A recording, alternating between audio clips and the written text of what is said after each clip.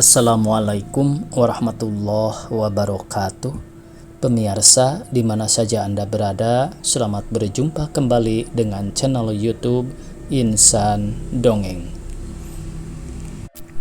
Pada kesempatan ini saya Bang Elgi akan melanjutkan cerita di bawah lindungan Ka'bah bagian kedua. Terima kasih kepada semua subscriber yang selalu setia mengikuti. Selamat mendengarkan.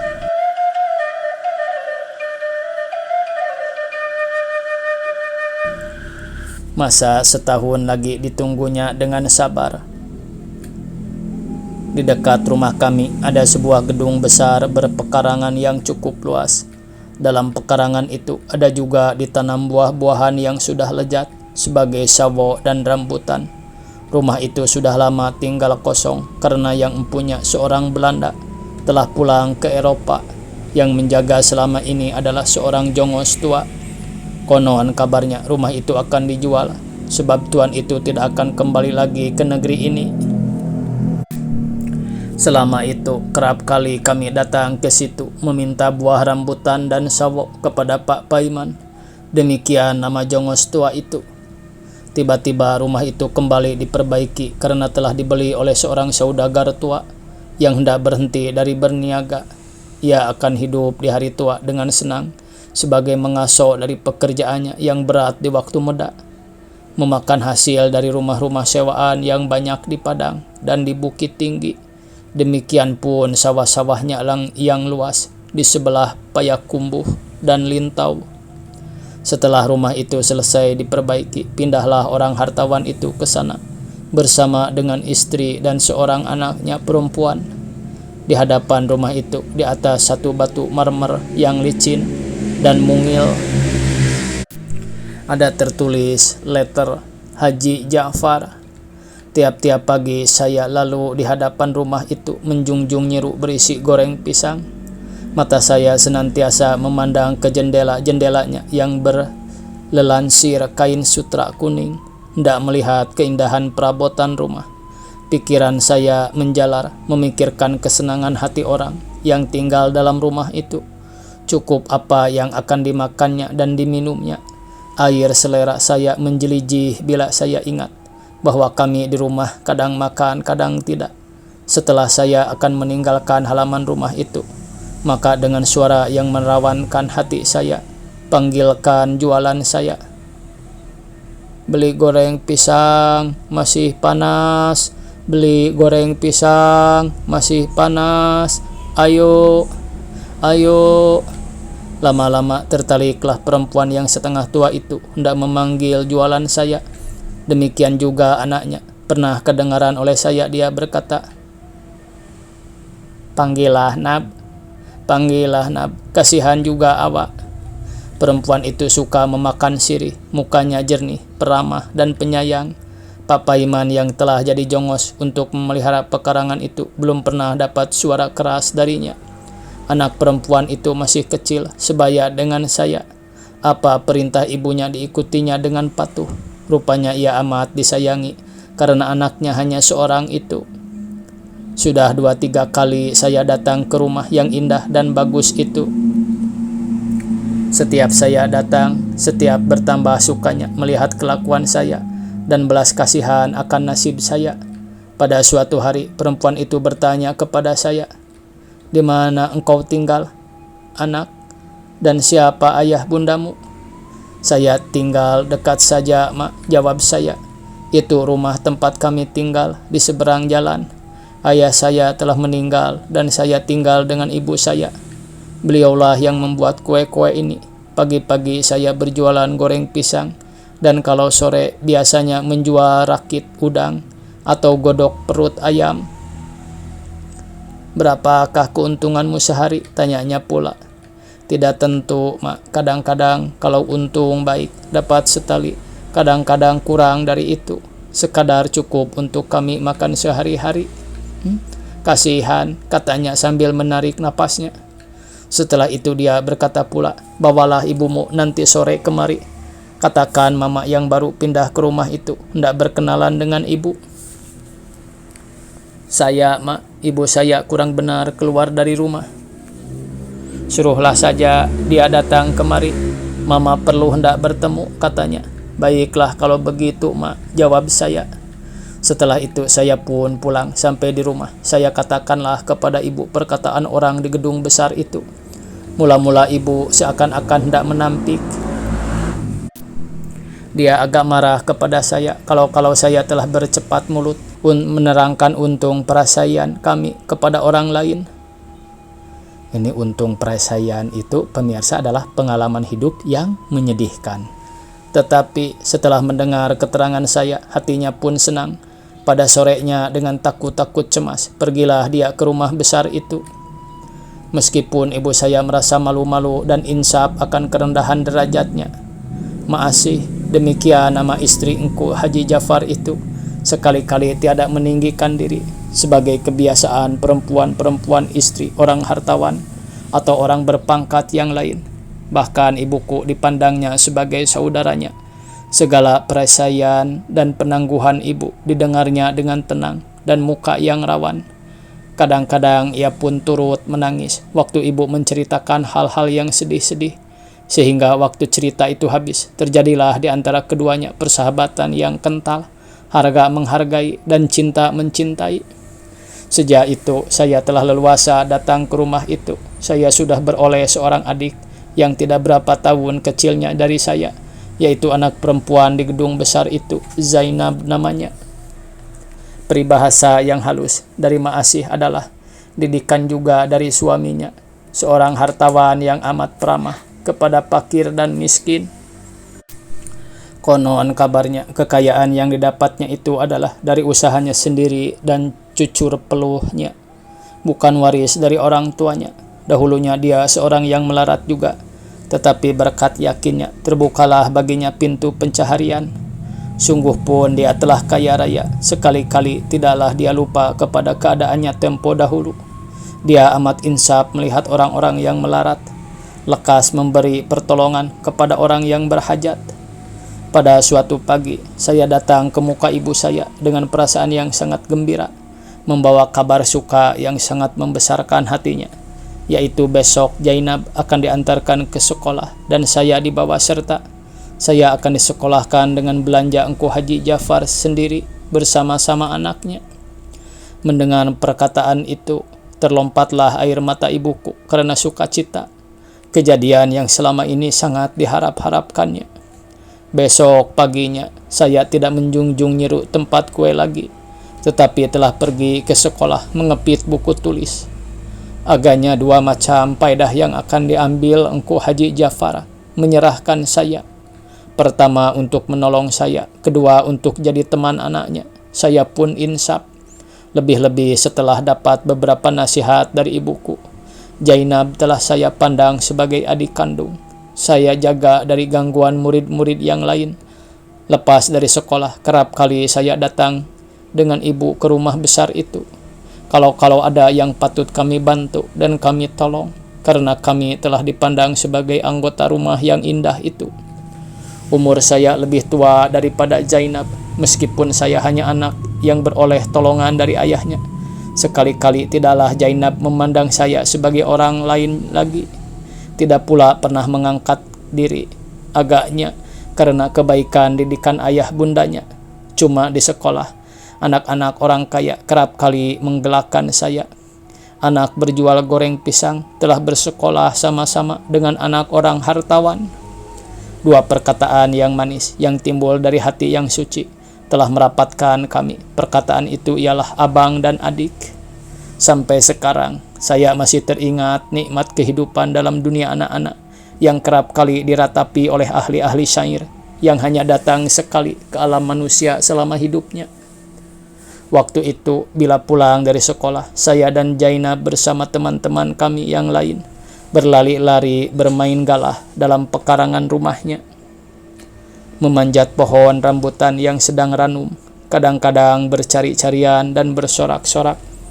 Waktu itu, ibuku dan ibunya sedang duduk di beranda belakang. Ibuku senantiasa merendahkan diri, melihat kami dengan rasa sukacita. Kadang-kadang di waktu sore, kami duduk di beranda muka, membalik-balik buku gambar, bertengkar dan berkelahi, kemudian damai pula. Hari Minggu kami diizinkan pergi ke tepi laut, ke muara atau ke tepi batang arau, melihat perahu pengail yang sedang dikatung-katungkan gelombang di tengah samudra luas. Kain layarnya dipuput oleh angin mengantarkannya ke tengah, akan mencari rezekinya. Negeri Pariaman hijau nampaknya dari jauh. Ombak memecah dan menderum, tiada berhenti memukuli tepi pasir itu. Di sana kami berlari-lari mengejar ambei-ambei. Ini pemirsa, ambei-ambei adalah kepiting pantai yang berjalannya cepat, yang sigap dan lekas lari ke sarangnya. Kadang-kadang kami berbuat ungunan pasir sebagai rumah-rumah atau masjid. Tiba-tiba datang ombak yang agak besar, dihapuskannya ungunan yang kami dirikan itu. Anak-anak perempuan lari ke tepi, menyingsingkan tepi bajunya, takut tersiram air laut. Waktu orang Bali mau, sehari orang akan puasa. Ini Bali mau pemirsa adalah mandi dengan menyirami tubuh dan kepala dengan air yang dicampur dengan kulit limau purut. Biasanya dilakukan sehari sebelum puasa Ramadan. Kami dibawa ke atas puncak Gunung Padang karena di sanalah ayahku berkubur dan beberapa famili Ibu Jainab. Saya disuruh membawa air wangi dalam botol. Jainab membawa bunga-bungaan dan ibuku beserta ibunya mengiring dari belakang. Semuanya masih tergambar dalam pikiran saya hari ini. Masih saya ingat bahwa persaudaraan kami suci dan ikhlas adanya dari tahun berganti tahun sampai kami tamat dari sekolah pertengahan. Amat besar budi Engku Haji Ja'far kepada saya. Banyak kepandaian yang telah saya peroleh karena kebaikan budinya itu dari sekolah rendah atau HIS, Holland Inland School. Saya sama-sama naik dengan anaknya menduduki Mulo. Tetapi setelah tamat dari sana, sekolah kami takkan disambung lagi karena sebenarnya didikan ibuku akan melekat kepada diri saya, yaitu condong kepada mempelajari agama. Jainab pun hingga itu pelajarannya karena dalam adat orang hartawan dan bangsawan Padang, kemajuan anak perempuan itu hanya terbatas hingga Mulo. Belum berani mereka keluar dari kebiasaan umum, melepaskan anak perempuannya belajar jauh-jauh. Setelah tamat dari Mulo, menurut adat, Jainab masuk dalam pingitan. Ia tidak akan dapat keluar lagi kalau tidak ada keperluan yang sangat penting. Itu pun harus ditemani oleh ibu atau kepercayaannya sampai datang masanya bersuami kelak. Dan saya bila sekolah itu tamat akan berangkat ke Padang Panjang, sebab Engku Haji Ja'far masih sanggup membelanjai saya. Apalagi demikianlah cita-cita ibuku. Saat yang ditakuti itu pun datanglah. Dengan hati riang bercampur masgul, saya terpaksa meninggalkan bangku sekolah. Riang karena saya telah beroleh diploma, dan masgul karena berpisah dengan teman-teman. Artinya masa gembira, masa menghadapi zaman yang akan datang dengan penuh kepercayaan telah habis. Setelah guru membagikan diploma kami masing-masing, dengan bersorak kami meninggalkan pekarangan sekolah. Kami bersalam-salaman satu dengan yang lain, dan guru memberi kami peringatan supaya sekolah kami diteruskan bagi siapa yang sanggup. Anak-anak Belanda dan beberapa anak saudagar-saudagar yang mampu dengan bangga menyatakan di hadapan teman-temannya bahwa sekolah itu akan diteruskan setelah habis vakansi pelajarannya. Saya sendiri tidaklah saya beritahu bahwa saya akan menambah pelajaran agama, karena selama ini teman-teman mengejekkan saya, mengatakan gila agama. Yang berasa sedih amat adalah anak-anak perempuan yang akan masuk pingitan. Tamat sekolah bagi mereka artinya suatu sangkar yang telah tersedia buat seekor burung yang bebas terbang. Jainab sendiri sejak tamat sekolah telah tetap dalam rumah. Didatangkan baginya guru dari luar yang akan mengajarkan berbagai-bagai kepandaian yang perlu bagi anak-anak perempuan, seperti menyuji, merenda, memasak, dan lain-lain. Petang hari, ia menyambung pelajarannya dalam perkara agama. Saya tidak berapa bulan setelah tamat sekolah berangkat ke Padang Panjang. melanjutkan cita-cita ibu saya karena kedermawanan Engku Haji Ja'far juga. Sekolah-sekolah agama yang di situ mudah sekali saya masuki karena lebih dahulu saya telah mempelajari ilmu umum. Saya hanya tinggal memperdalam pengertian dalam perkara agama saja, sehingga akhirnya salah seorang guru memberi pikiran, menyuruh saya mempelajari agama di luar sekolah saja, sebab kepandaian saya lebih tinggi dalam hal ilmu umum daripada kawan yang lain. Demikianlah pelajaran itu telah saya tuntut dengan sungguh-sungguh hati. Tetapi sejak mula saya pindah ke Padang Panjang, senantiasa saya merasa kesepian. Kian lama saya tinggal di negeri dingin itu, kian terasa oleh saya bahwa saya sebagai seorang yang terpencil. Keindahan alam yang ada di sekeliling kota dingin itu menghidupkan kenang-kenangan saya kepada hal-hal yang telah lalu. Merapi dengan kepundannya yang laksana disepuhi emas, panas petang yang menyinari puncak Tandikat waktu matahari akan pulang ke barat, dan mempertaruhkan jabatan memberi cahaya kepada bulan. Singgalang yang senantiasa diliputi kabut dengan kebun-kebun tebuknya yang beriak-beriak ditiup angin. Semuanya membangkitkan perasaan-perasaan yang ganjil, yang sangat mengganggu perjalanan hidup, perjalanan pikiran.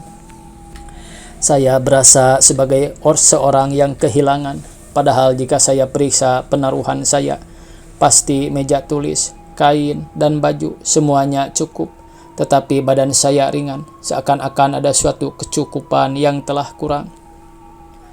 Cuma saya ingat bahwa jika dengan teman-teman sama sekolah, saya pergi melihat keindahan air mancur di Batang, Anei, atau mendaki Bait Tui atau Gua Batu di Sungai Andok.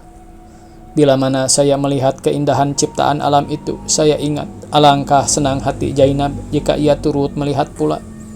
Karena saya tahu betul bahwa ia seorang anak perempuan yang dalam perasaannya, waktu sama-sama sekolah, ia suka benar mendengarkan nyanyian-nyanyian yang sedih, walaupun nyanyian barat atau nyanyian timur.